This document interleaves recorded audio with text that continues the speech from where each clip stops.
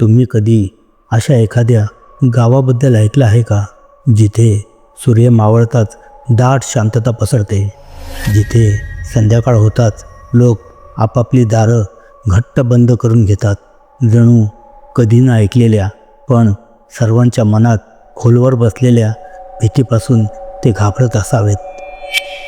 असंच एक गाव होतं, देवपूर. छोटंसं गाव, मातीची घरं, जुनी उंच झाडं आणि त्याच्या अगदी मध्यभागी उभं होतं एक प्राचीन दगडी मंदिर. नाव होतं शिवालय. म्हणतात एखाद्या राजाने ते मंदिर बांधलं होतं, पण विचित्र गोष्ट अशी की त्या राजाने कधीही त्या मंदिरात पाऊल ठेवलं नाही. पण का, ते कुणालाच माहिती नव्हतं. पण गावकरी म्हणायचे त्या मंदिराची घंटा आपोआप वाजते, तिला कधी कुणी हात लावत नाही, पण रात्रीच्या अंधारात तिचा टन टन असा आवाज घुमतच राहतो आणि त्या आवाजाने संपूर्ण गाव थिजून जायचं. कुत्रे अचानक भुंकणं थांबवायचे, हवा बर्फासारखी थंड व्हायची आणि लोकांच्या छातीतली धडधड एका क्षणासाठी जणू थांबून जायची. अनेक घरांत बायका आपल्या मुलांना घट्ट मिठीत घ्यायच्या. वृद्ध लोक दारांवरील कुंड्या घट्ट बंद करायचे. बाहेर डोकावण्याची हिंमत कुणीच करायचं नाही. म्हणतात जो कोणी त्यावेळी बाहेर असायचा त्याला जाणवायचं की जणू कुणीतरी मागून पाहत आहे. ती घंटा नक्की कशामुळे वाजायची हे कुणालाच ठाऊक नव्हतं, पण एवढं माहीत होतं, घंटा वाजली की काहीतरी जागं होतं. कधी काळी त्या मंदिरात पहाटे लोकांची गर्दी असायची. घंटानाद घुमायचा, आरती व्हायची, दिवे पेटायचे. पण काळ बदलला आणि त्या मंदिराभोवतीचं सर्व वातावरणही बदललं. आता तिथे फक्त एकच माणूस उरला होता, सोमेश्वर शास्त्री. वय 50च्या आसपास असेल, पण चेहरा मात्र असा वाटायचा जणू वर्षानुवर्षे झोपेचा स्पर्शही त्याला झाला नाही. त्याच्या चेहऱ्यावर कायम एक न दिसणाऱ्या भीतीची छटा असायची. दिवसा मात्र सर्व काही अगदी सामान्य वाटायचं. सोमेश्वर आरती करायचा, फुले चढवायचा, येणाऱ्या जाणाऱ्या भक्तांना आशीर्वाद द्यायचा. पण रात्र होताच मंदिराचं वातावरण पूर्ण बदलून जायचं. दारं बंद असायची, पण आतून हलकासा पिवळा प्रकाश बाहेर झिरपत राहायचा, जणू आतमध्ये कुठेतरी अजूनही एखादा दिवा शांतपणे तेवत आहे. आणि कधीकधी वाऱ्यासोबत एक विचित्र हलकासा आवाज बाहेर यायचा. तो मंत्रोच्चारासारखा नव्हता, तर जणू कुणीतरी फुसफुसत असावं असा आवाज. खूप लोक म्हणायचे की त्यांनी सोमेश्वरला रात्री स्वतःशीच बोलताना पाहिलं आहे, जणू त्याच्यासमोर कुणीतरी उभा आहे, पण तिथे कुणीच नसायचं.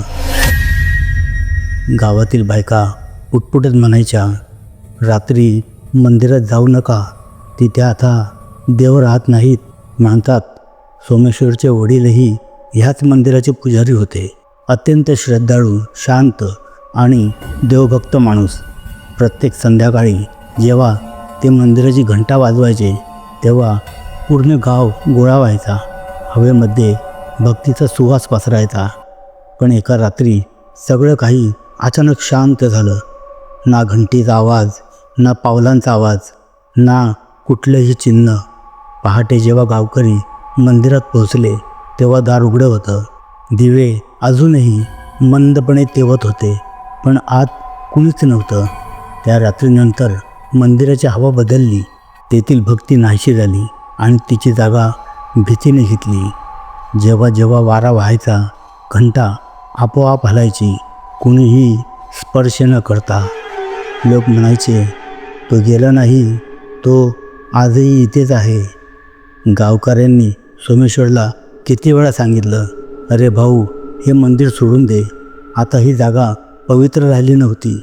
पण सोमेश्वर शांतपणे म्हणायचा, मी देवांकडून वचन घेतलं आहे, आता मी इथून कधीच जाणार नाही. हळूहळू लोकांच्या कुजबुजीचं रूप खऱ्या भीतीत बदललं.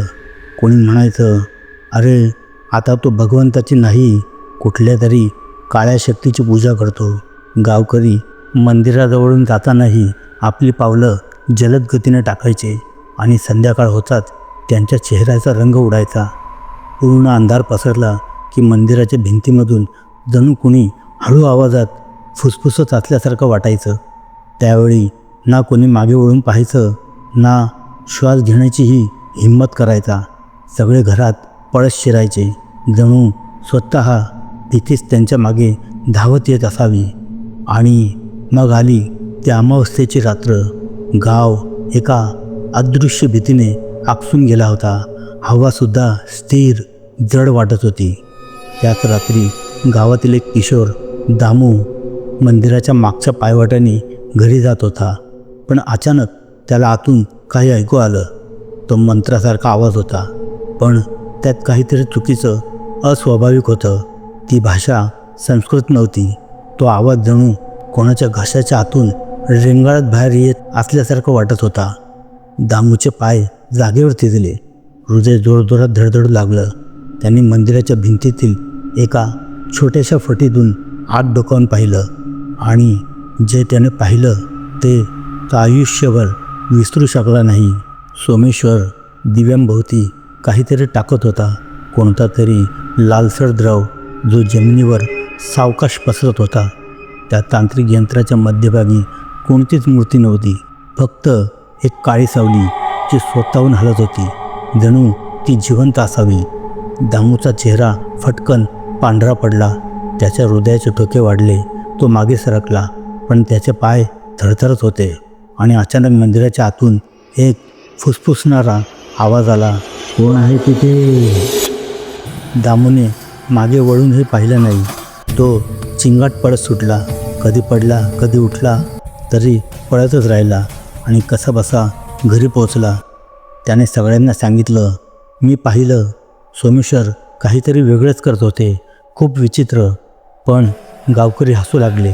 कोणीही त्याचं बोलणं गंभीरपणे घेतलं नाही. सगळे म्हणाले, अरे भाऊ, ब्राह्मणावर संशय घेत नाहीत, पाप लागतं. पण त्या रात्रीनंतर एकट्याने मंदिराकडे जाण्याची हिंमत गावातील एकाही माणसात उरली नाही. त्याच रात्रीपासून देवपूरवर काहीतरी अदृश्य सावलीसारखी भीती बसून राहिली. गावावर अजब अवदसा पसरली. रात्र तर आणखी लांब आणि जड वाटायला लागल्या. हवेतील गारवा वाढला आणि लोकांना असं वाटू लागलं जणू प्रत्येक कोपऱ्यात कुणीतरी लपून हळूवार श्वास घेत आहे. पहिल्याच रात्री महिपालचा बैल शेतात मृत आढळला. त्याच्या मानेवर जाळल्यासारखे निशाण होते, जणू कोणीतरी त्याला जाळलं होतं. गावकरी म्हणाले, कदाचित वीज पडली असेल. पण सगळ्यांना माहीत होतं त्या रात्री आकाश स्वच्छ होतं, एकही ढग नव्हता. दुसऱ्या रात्री रघुची 8 वर्षांची मुलगी झोपेतून उठली आणि काही न बोलता सरळ मंदिराच्या दिशेने चालत निघाली. सकाळी लोकांनी विचारलं तर ती म्हणाली, मला काही आठवत नाही, पण कोणीतरी म्हटलं होतं की आरतीची वेळ झाली आहे. हे ऐकताच गावकऱ्यांच्या अंगावर काटा आला. तिसऱ्या रात्री हवा पूर्ण थंड आणि स्थिर असतानाही मंदिराच्या बाजूच्या जुन्या वडाच्या झाडावरून सतत पानगळ सुरू होती. एक शेतकरी जवळ गेला आणि जे त्याने पाहिलं ते विचित्र होतं. झाडाच्या फांद्यांवर डझनभर छोटे छोटे दिवे लटकलेले होते, कुणीतरी काळजीपूर्वक टांगलेले. पण एकही दिवा पेटलेला नव्हता. ते दिवे आपोआप पेटत होते. घंटेचा आवाज आता दररोज रात्री ऐकू यायला लागला होता. सोमेश्वर आरती म्हणायचा, पण त्याच्यासोबत कोणीतरी अजूनही गात होतं. तीच लय, तेच शब्द, पण तो आवाज माणसांचा नव्हता. हळूहळू गावकरी तो आवाज ऐकून थरथर कापू लागले. सगळ्यांची झोप उडाली. मुलं रडत बसायची आणि वडीलधारी माणसं म्हणायची, ही आरती नाही, हे आव्हान आहे त्या काळ्या शक्तीचं. शेवटी सरपंचाने निर्णय घेतला, मंदिर बंद करावंच लागेल. दुसऱ्या दिवशी सकाळी सरपंच काही गावकऱ्यांसह मंदिराकडे गेला. लोक हळूहळू जरा दबकतच पुढे सरकत होते. मंदिराच्या दरवाजासमोर राखेची एक सरळ लांब रेषा काढलेली होती. सोमेश्वर त्या रेषेजवळ उभा होता. भगवे कपडे, पण चेहरा आता पूर्वीसारखा नव्हता. डोळे लाल आणि ओठांवर हलकी भेसूर स्मित रेषा. त्याने शांत पण थंड आवाजात म्हटलं, जो कुणी ही रेषा ओलांडेल त्याच्यासाठी सूर्य पुन्हा कधीच उगवणार नाही. कुणीही उत्तर दिलं नाही. लोकांची पावलं आपोआप मागे सरकू लागली. हृदय जोरात धडधडू लागलं. कुणाचंही जवळ जाण्याचं धाडस झालं नाही.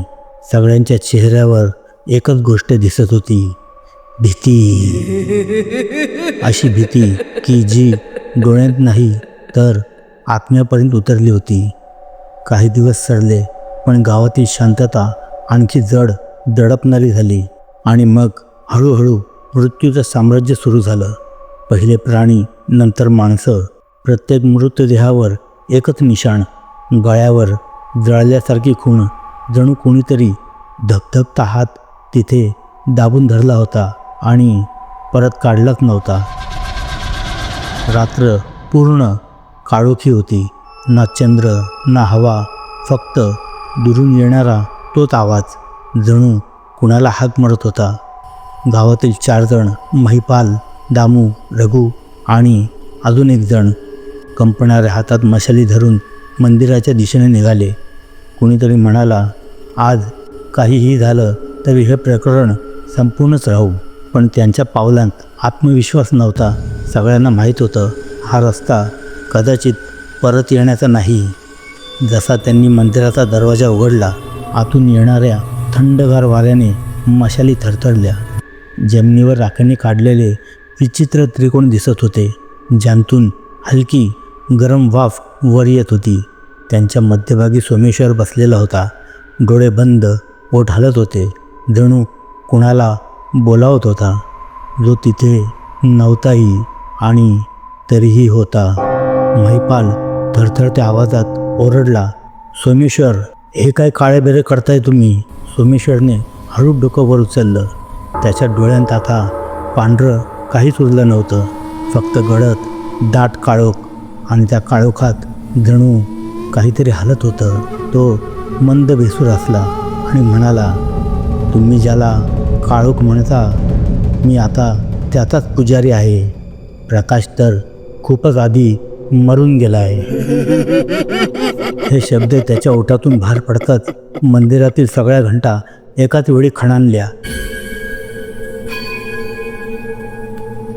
इतक्या जोरात की भिंती थरथरू लागल्या. दिवे एकामागून एक बुजू लागले. राग हवेत उडू लागली. जणू कोणीतरी अदृश्य हातांनी तिला उचलून गोलगोल फिरवत होतं. आणि मग तो ध्वनी उमटला, एक किंकाळी, इतकी भयानक की मशाली स्वतःहून जमिनीवर झडप घालून पडल्या. आणि मग काहीच नाही, फक्त सन्नाटा, इतका खोल की जणू जगच थांबून गेलं होतं. सकाळी गावकरी आले तेव्हा मंदिराचा दरवाजा उघडाच होता. आत कुणीही नव्हतं. फक्त जमिनीवर 5 जळालेल्या सावल्या होत्या आणि त्यापैकी सर्वात मोठी सावली होती सोमेश्वरची.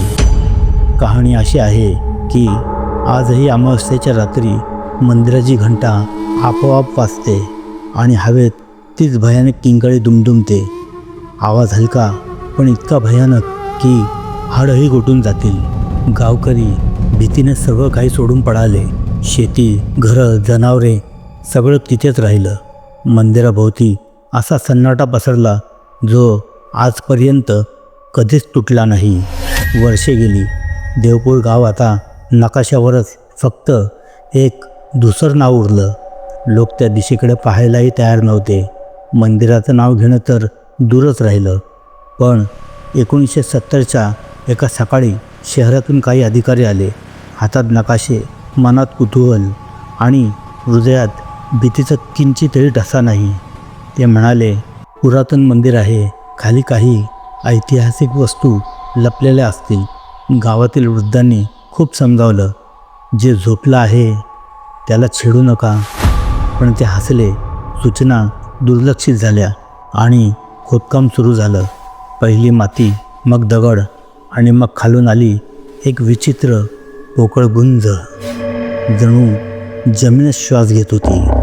त्यांनी फावडा जोरात आपटला आणि अचानक समोर एक दगडी खोली उघडली, पूर्ण कोरडी. जणू शतकानुशतके हवेनंही आत पाऊल ठेवलेलं नव्हतं. आत दाट काळोख होता. त्या अंधारात टॉर्चचा प्रकाशझोतसुद्धा भयाने थरथरत होता. भिंतीवर विचित्र खुणा, काही जुन्या, काही अगदी ताज्या, जणू कोणीतरी आत्ताच खोदून काढल्या होत्या. हवेत कुजलेल्या मातीचा वास आणि त्यात मिसळलेला लोह किंवा रक्तासारखा गंध. खोलीच्या मध्यभागी ती मूर्ती उभी होती, अर्धी सावलीत बुडालेली. तिचे डोळे पूर्ण उघडे, पण त्यात कोणतीही प्रकाशरेषा नाही, फक्त खोल अनंत काळोख, ज्यात पाहिलं की जणू कुणी तुम्हालाच परत पाहत आहे. आणि तेव्हाच मागून एका अधिकाऱ्याचा आवाज फुटला. ही मूर्ती श्वास घेत आहे का? एका अधिकाऱ्याने थरथरत्या आवाजात म्हटलं. गावच्या लोकांनी काहीच उत्तर दिले नाही, कारण त्या सगळ्यांनी ते भय आधीच अनुभवलं होतं. पाषाणाच्या खालून येणारा तो हलका, जिवंत धडधडण्याचा आवाज, धप धप धप, जणू जमिनीच्या आत काहीतरी जिवंत होतंय. त्या रात्री तो अधिकारी उशिरापर्यंत आपली रिपोर्ट टाईप करत बसला. खोलीत फक्त टेबल लॅम्पचा फिकट पिवळा प्रकाश. टाईपरायटरवर त्याची बोटं थांबली आणि शेवटच्या ओळीत अर्धवट लिहिलेलं राहिलं.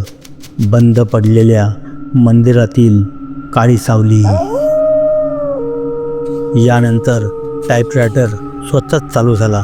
त्याच्या कीज आपोआप दबू लागल्या, कोणतीही बोटं नसताना. सकाळी खोली आतून बंद होती. दरवाजा तोडला तेव्हा आतली हवा प्रचंड जड वाटत होती, जणू आत कुणीतरी संपूर्ण रात्र श्वास थांबून बसलं होतं. खुर्चीवर तोच अधिकारी, चेहरा निळा, डोळे पूर्ण उघडे, ओठ अर्धवट, जणू काही सांगण्याचा प्रयत्न करताना गोठूनच गेले असावेत. त्याच्या बोटांमध्ये मंदिराच्या भिंतीवर असलेली तीच करडी राख चिकटलेली होती. ज्यांनी खोदकामात मदत केली ते दोघे मजूर गायब झाले होते, कुठेच नव्हते. फक्त मंदिराजवळ पडलेली एक तुटलेली घंटा, जी जमिनीवर पडलेली असूनही हळूहळू वाजत होती. आजही जर तुम्ही देवपूरच्या रस्त्याने गेलात तर हवा जरा जास्तच थंड वाटते, जणू एखाद्या अदृश्य श्वासाने तुमच्या मानेला स्पर्श केला आहे. तिथली झाडे हलत नाहीत, पण त्यांच्या सावल्या मात्र जमिनीवरून रांगत चालत जातात, जणू काही ते तुमच्या मागोमाग येत आहेत. रात्र तिथे लवकर उतरते, सन्नाटा इतका खोल की स्वतःची धडधडही तुम्हाला जड वाटू लागते. आणि मग दुरून कुठून तरी तो आवाज ऐकू येतो, हलका, तुटका, घंटानाद नाही तर मंत्र पुटपुटण्याचा. कधी त्या आवाजात हलक्या पावलांची चाहूलही येते, जणू कुणी त्या जुन्या मंदिराकडे चाललंय किंवा तुमच्या दिशेने येत आहे. लोक म्हणतात तो सोमेश्वरचाच आवाज आहे. तो आजही आरती सुरू होण्याआधी सगळ्यांना पुकारतो. आणि जर त्यावेळी तुमच्या कानाजवळून अत्यंत थंड हवा गेली तर समजून जा की तो अगदी तुमच्या जवळ आहे. प्रत्येक अमावस्येला ती घंटा 3दा वाजते. पहिल्यांदा बोलावण्यासाठी, दुसऱ्यांदा स्वीकारण्यासाठी आणि तिसऱ्यांदा जेव्हा एखाद्याची आत्मा आत ओढली जाते. बऱ्याच जणांनी तो आवाज ऐकला आहे.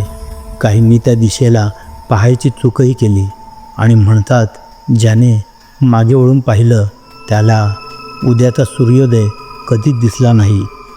जर कधी रात्री देवपूरच्या रस्त्यावरून जाताना वाऱ्यातून फुसफुसणं ऐकू आलं आणि एखादा स्वर खूप जवळून खूप हलके म्हणाला, प्रसाद घे, आरती सुरू होणार आहे, तर थांबू नका, फक्त चालत राहा. कारण तुम्ही थांबलात तर ती आरती तुमच्यासाठीच असेल, तीही शेवटची.